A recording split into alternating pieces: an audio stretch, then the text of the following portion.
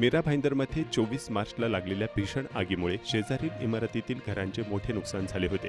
अनेक कुटुंबांचे संसार उद्ध्वस्त झाले आहेत. या पार्श्वभूमीवर राज्याचे परिवहन मंत्री प्रताप सरनाईक यांनी आज घटनास्थळी भेट देत परिस्थितीचा आढावा घेतला.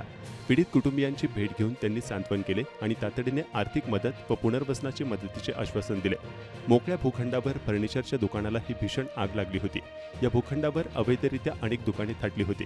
तसेच घटनास्थळी पोहोचण्यासाठी काही अवैध बांधकामांचा अडथळा देखील झाला होता. पालिकेने आज ती सर्व दुकाने तोडून टाकली. आगीदरम्यान अग्निशमन दल उशिरा पोहोचल्याच्या तक्रारींचीही त्यांनी गंभीर दखल घेतली. दोषींवर कठोर कारवाईचे संकेतही त्यांनी दिले.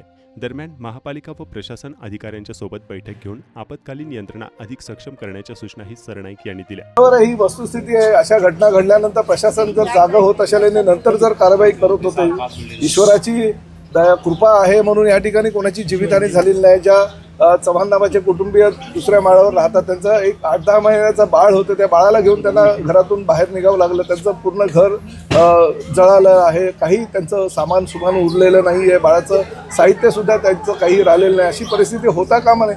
ह्या जर सुचेचं होतं, परंतु काल अधिवेशनाचा शेवटचा दिवस होता आणि त्यामुळे काल येता आलं नाही. आणि खात्याच्या सगळ्या अधिकाऱ्यांना सूचना केलेल्या आहेत की या ठिकाणी हे समोरचं लेडीज बार वगैरे काहीतरी आहे, त्या ठिकाणी घाणेरडे व्यवसाय चालू होतात, ते ताबडतोब कारवाई करायच्या सूचना केलेल्या आहेत. ती कारवाई सुद्धा आता सुरू होते.